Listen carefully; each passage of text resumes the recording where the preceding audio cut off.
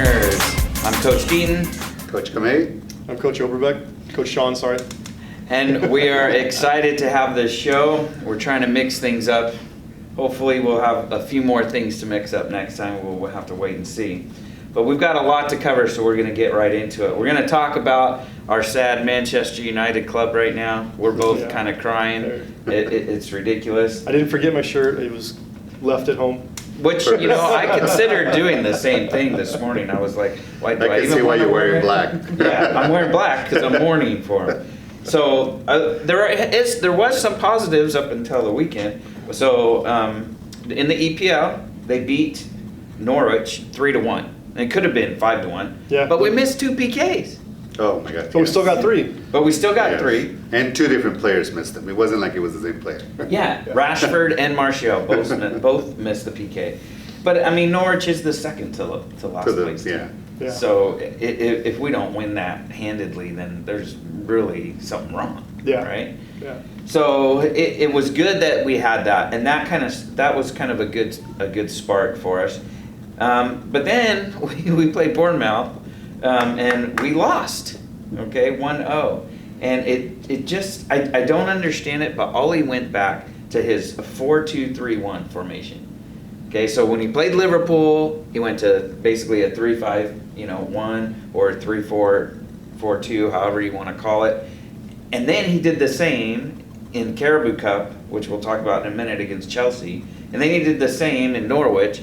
But then he goes back to that first format. I don't get it.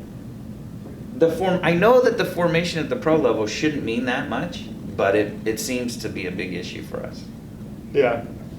Maybe it's the scouting reports. We'll blame the scouts.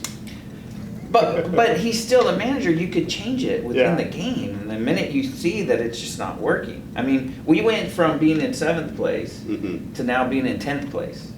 Yeah. I mean, we're going to be at the bottom of the barrel. And I think If we lose your to job Brighton. as a coach is, okay, if something's working, then you leave it. Right. Or just try to get it better, but you leave it. If something's not working, then you want to try something new. Right. Yeah. Right?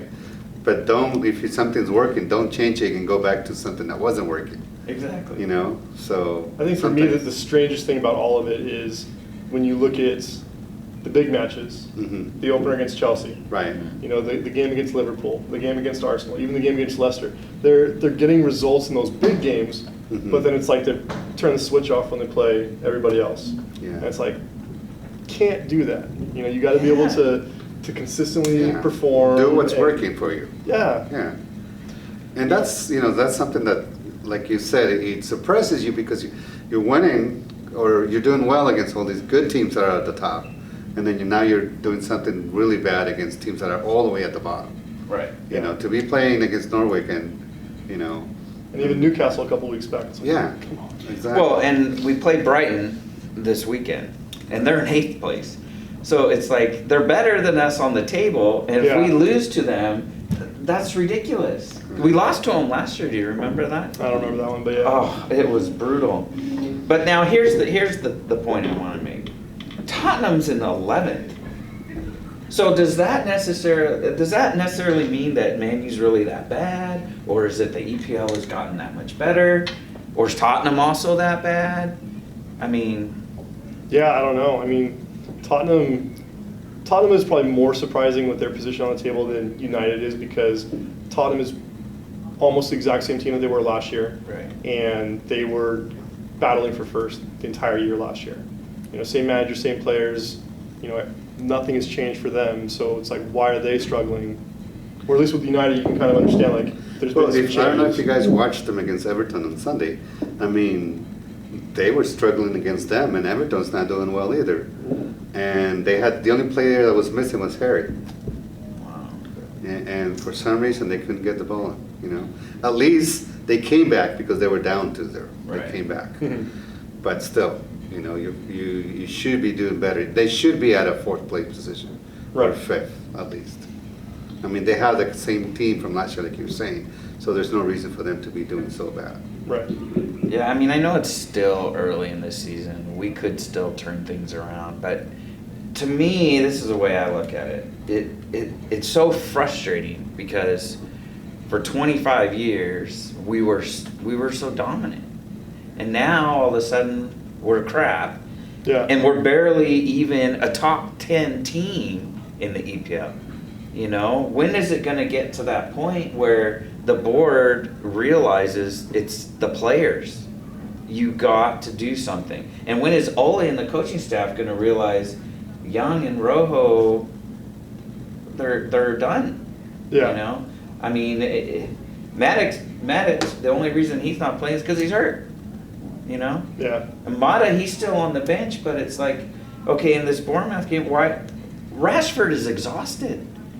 He scored 5 goals in 4 games, and he's wiped out, and you're still playing him over Greenwood? Yeah. I don't get that. And even Fred's not getting that much. Fred's playing more now. Well, finally, but even Yeah. then, still, I don't know if it was enough. Yeah, and his is only because Right. of injuries and everything Yeah. else going Yeah. on. Yeah. So- Yeah, because Pogba's still hurt. Yeah. Yeah. So it's ridiculous. I mean, now in the Caribou Cup, we beat Chelsea 2-1, and Rashford scored both goals, you know, and so that was good for him. Mhm. And then that one goal that he got, the second goal, was 35 yards out there. Everybody's saying it's Ronaldo-esque. You know, here's my thing. I think it's a little early to compare him to Ronaldo. I mean, it was a fabulous goal, don't get me wrong. Right. But, and I guess saying it's Ronaldo-esque isn't comparing him to Ronaldo, but you're putting that kind of pressure on him. Yeah. You know, to think, oh, he scored a great goal, so now he's as good as Ronaldo. He's going to think that. That's Yeah. the way Yeah. these people are now, you know, Yeah. I the think- younger ones. Yeah, I think trying to compare him to Ronaldo is, I mean, just from the get-go, from the positions they play and the way they play the game.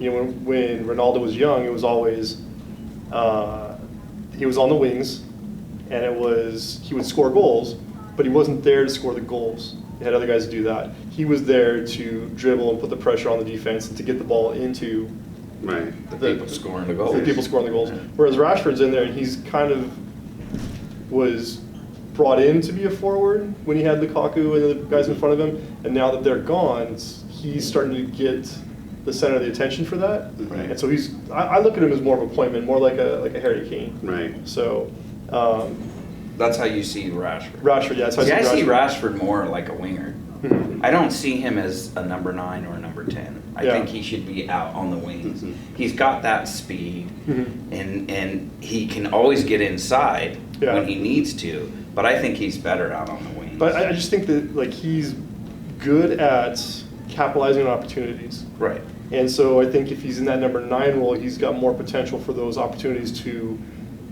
show up for him versus if he's on the wing where he has to get in and dribble in and create that opportunity on his own. But then where do you put Martial?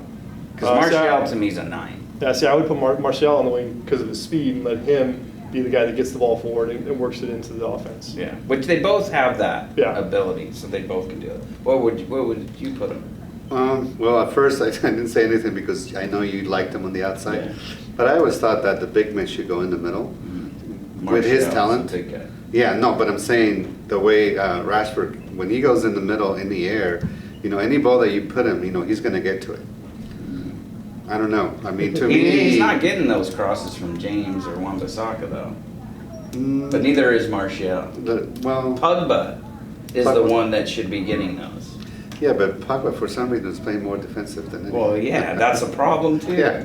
There's a lot of problems. We have a lot of problems Well, with speaking Man of U all right these now. players, then you guys tell me which one's your best player right now for Man U? I like James right now because to me he's just a motor. He just Okay. does everything. And the problem is he's going to get burnt out. If they keep Okay. playing him the whole game, every game, he's going to Yeah. get burnt out. Okay. You know, he can score some good goals, he can take some great crosses, and he doesn't ever quit. And I know he's only 21 and it's his first season, but out of all the players that have been playing, he would Mhm. be the first person I'd be putting on my team sheet, even over De Gea. Yeah. Yeah. What about you?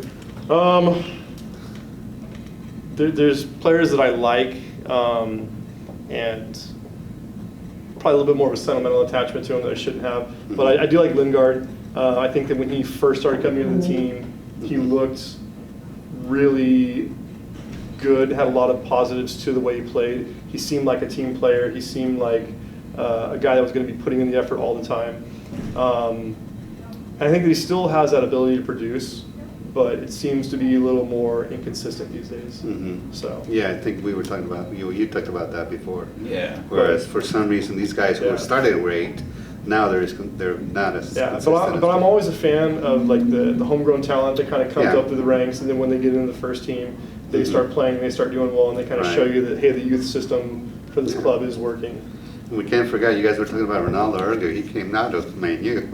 I remember his first goal, he was 19. Yeah. He comes in with 10 minutes left in the game and he scores the first goal. Yeah, So, yeah. you never know, but yeah. Okay, so we're gonna head over to Arsenal. But before we go into that, and it's been a while since we did our show, and we didn't talk about this. I think we covered it just a little bit. Pulisic with Chelsea, getting his first EPL goal and then getting a hat trick on the same game was awesome. Right. And I wasn't rooting for Chelsea, but I was rooting Just for as an him American, because he's an American player, and it's great to see him. Finally, okay, now he's over that mountain, over that hill. Now, here we go. Okay, let's get to work. And so hopefully, that'll give us more opportunities to bring more players up again. Because, ever since McBride and Dempsey and all these guys have gone, we don't see any American. Even our keepers are no longer there, But as So- bad as the U.S. men are playing, Mhm. nobody's But gonna But wanna that's what take I'm them. saying, though. If we bring more guys like Pulisic to the EPL, we'll Yeah, develop. but the EPL's not gonna want them. Yeah, if they're not good. Yeah. I mean, to lose to Canada, as we talked about in the last show, that's Yeah, see, I kind of wonder about that though, because American players playing in the EPL, even though the quality of play is really, really good, if they're not going to get playing time on a regular basis, is that going to help them just to be in that environment and be around that level of play on a regular basis, or are they going to be hurt by it because they're not getting on the field and getting that game time experience as much? And that's always the debate. That when Donovan was playing, that was the big debate. Yeah. Do I stay? Do I go? Right. Because if he went and he played for Everton for a little bit, Which he did great. I mean, He when he was did. there, he was scoring. He was, putting balls on, across the field. So, to me, he should have stayed at the EPL level. Yeah. Because that was it for him. I mean, it didn't take anything away from him not being there. He's probably one of those exceptional players Right. that he did great even though he didn't stay there Right. or in Germany. Right. So, but not every player can be a Donovan, Exactly. so. well, time will tell. All right, so Okay, now let's go back Arsenal. to Arsenal. And I don't know if you guys have heard, are tied against the Wolves in EPL, right? Now, you guys were winning that. Yeah, and they scored at, what was it, like 4 minutes left in the game? So. They tied the game at the end. Yeah. But this is what happens though, when you're only leading the game for one goal. You gotta score more than one goal. And this is Yeah, what but me and the you Wolves, talked I feel about. like they're a deceptive opponent for a lot of the bigger teams. Yes, they are. They tend to play really well against a lot of the big clubs. Yeah, and this is why they're in the middle. They're not at the bottom. Yeah. They were at the bottom. I don't Yeah, know. well, they 'Cause came back. how did they do when they played United? Didn't They they They beat United? beat United. beat They beat us. United. Yeah, they're 12th now. Yeah. So they've So they're definitely still there. moved They're up. not at the bottom. Right. So, like you said, it's true. This is one of the teams that always gives us trouble. Yes. Yes. So, Because they pack it in. They only play it once. Yeah, Pack yeah. it in and then Right. counter. yeah, they're a So you got to be little. able to break them down. But Arsenal's used to be great at breaking people down. When we have numbers, which is what me and you always talk about. Yes. If you get the Always numbers gotta up get Yeah, there, Wolves that. even beat, sorry, That's No, okay. it's okay. they beat City. yeah, Yeah, I remember that one Yeah. too. It's like, Wolves is like, they're not an easy team to play against. yeah, they're not. And it's one of those teams that always surprises us. Yeah. Yeah. So at the end, having that 1-1 tie, I guess, it hurt a little, but it's the EPL. Like you can't expect anything. And then Not happen. and then you guys play Leicester. Right. And Leicester, of course, yeah. So that's going to be tough. That's another game that we didn't get to watch. But you They guys are should've. still in 5th place. Yeah. So you're still in that, huh? But we're 5 points behind. We should have been just 2 points behind. Right. Yeah. Right. So that killed us. And then at the Carabao Cup, play Liverpool. That would have That been was- a great game. Well, Not aired. Exactly. people. Another game that Not was not aired. aired, and all those goals scored, Yeah. plus the PKs. Yeah. And of course, we lost because we missed 1 PK out of 5. Yeah, America. So- You need to start airing these games. It's ridiculous. Just can you imagine having a game that's that big, two great clubs, and then not only do they score 5 goals on each side, but then they tie and they go to a PK shootout. Yeah. You know, I mean, how more exciting can you be? I mean, talk about Sunday morning soccer. You That know? would have been awesome. Yeah. So. And now in the Europa, you guys are in first in your We're in group, first in the group. We got 10 points, and you played today. and we played today, but we Tied. tied. But we had 9 points, so at least we have 10 points, and we're still at the top of our group. And you guys are too, right? Yeah, Yeah. we play tomorrow against Partizan. So you guys, if you guys, We have to even win. if you just tie, you still remain in first place. Well, I was telling him earlier today. I was saying that if I was Ole, and I would tell the team, I go, if we lose this, we're dropping out of the tournament because it's just ridiculous. You know, we shouldn't be losing these games. Yeah, it's true. All right, so then that takes us to our main topic for Arsenal, which Yeah. was our big incident against Crystal Palace Okay. when Xhaka was taken out of the game at the 61st minute. I know if you guys saw what happened, he comes out storming, cursing, takes his shirt off, doesn't even go to the bench, walks straight to the shower.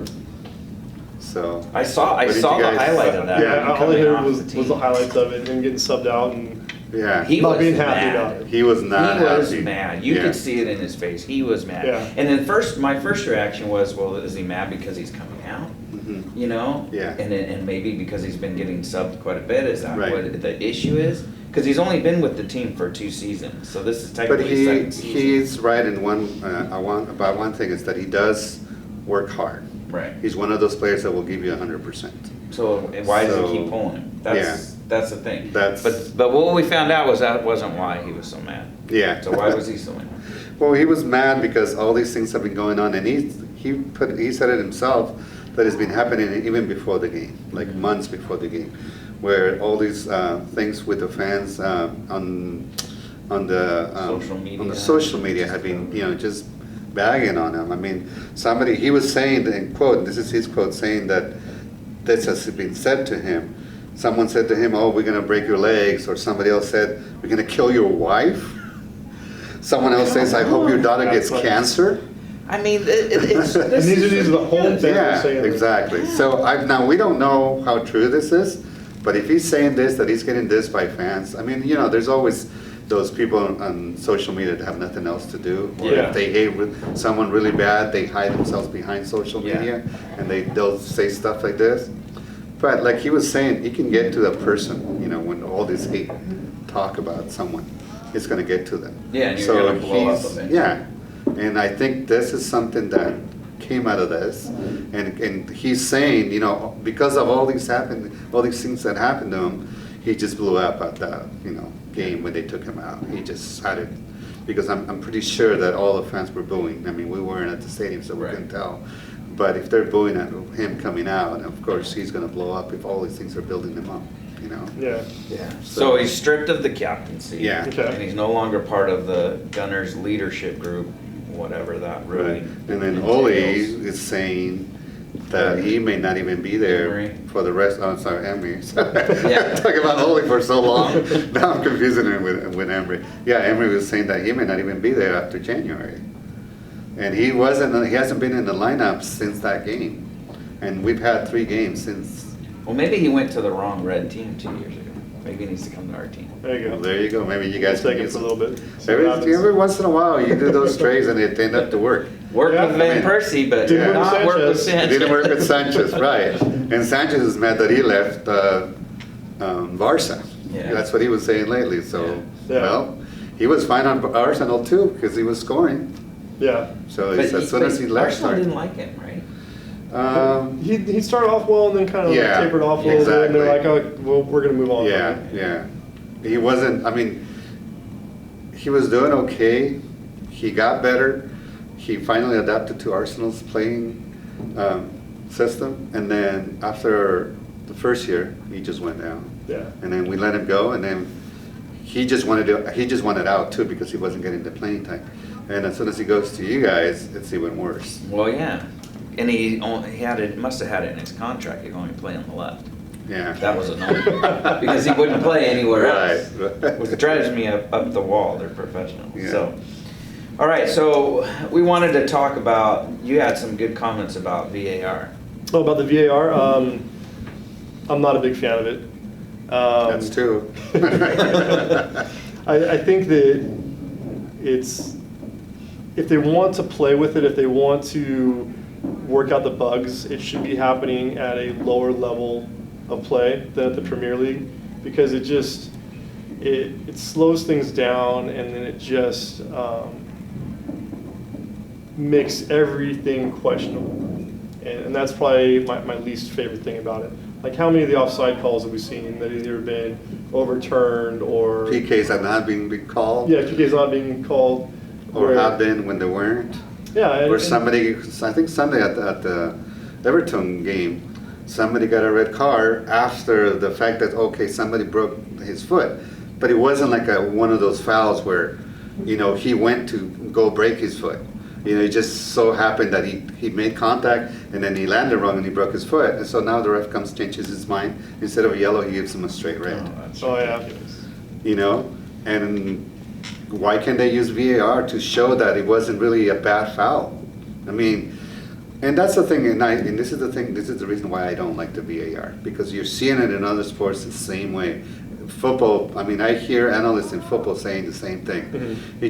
It doesn't matter what we do, it's still, we don't get it right, because still the last call is gonna be us, right? Well, the biggest thing is people can't believe what's right, what they're seeing. Yeah, And then when they show it, like in football, Yeah. like I remember it was a couple weeks ago when the Packers were playing, and they had a target foul against one of the Packers players. Mhm. They showed the replay, and they didn't They didn't get the call. They didn't say anything, and you could clearly see that it was a targeting foul. Yeah. And then later in the game, exact same thing happened. The other team targeted. They did the replay, and They they did called the call, targeting. yes. And you're like going, okay, so Yeah. to me, I don't think that consistent.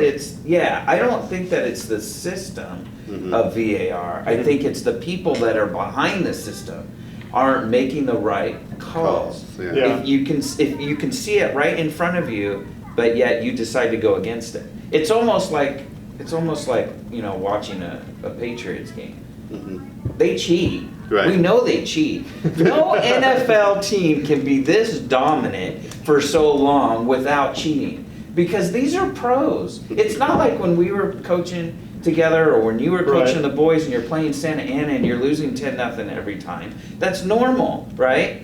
But these are professional teams. There's no way that all the other professional teams aren't good enough to beat the Patriots. Right. The Patriots have to be cheating somehow. Okay, so now we're getting off topic, which is Yeah. VAR, not football. But, When it but comes- here's the thing, though, Okay. and sorry to interrupt you, Yeah. but one of my things that I have with the VAR is, it doesn't matter what the call is, you can interpret it a completely different way that I would see it.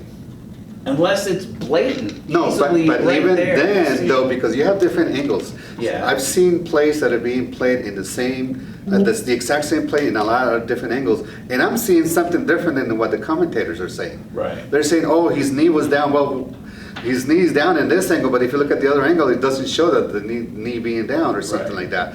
And in soccer, it's the same thing.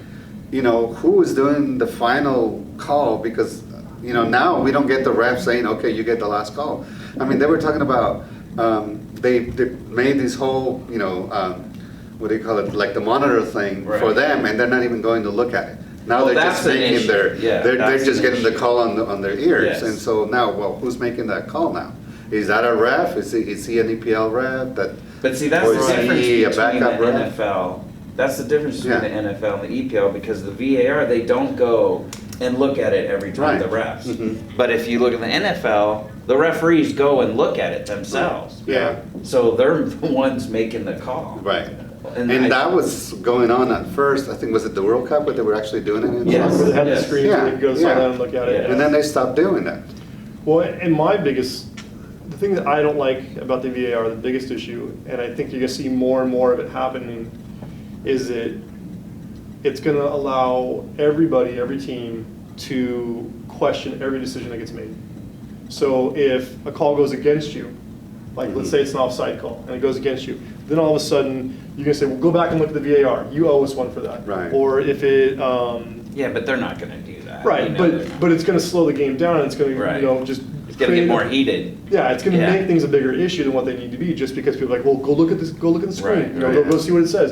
And then when they come back and they disagree, they're like, well, go look at it again. Come on, you did it for them, you gotta do it for us now. Yeah. It's like, Right. oh no. And that's the thing, with soccer, or sports like basketball, you're slowing the game down, the players are cooling down. You know, these are games where you gotta stay warm, or else you're gonna start getting injuries, because Right. people are pulling muscles now, because you're Yeah. slowing the game so much, Right. you know? I mean, I think if you really want to include VAR, I would limit it strictly to goal scoring plays. Mhm. Goal scoring opportunity. Opportunity, Goal yeah. scoring plays. Because Yeah. that way, if a goal does get scored, Mhm. you have that ability to go back and look at the video at that point Mhm. and see, okay, should the goal be allowed? If it's Yeah. allowed, great, you allow it, you go with the kickoff. Right. If not, then it's a quick, easy restart, Yeah. becomes a goal kick. Yeah. And if it's one where it's a If it's an question. offside? If it's an offside, if it's something like that, if it's questionable, you can, yeah, because if it's an offside on a goal, then you can go back and check that and get that. So if you do it to just those ones where, So just when the ball goes in. just when it's going to involve a goal happen. Right. Because that way, because the thing about that is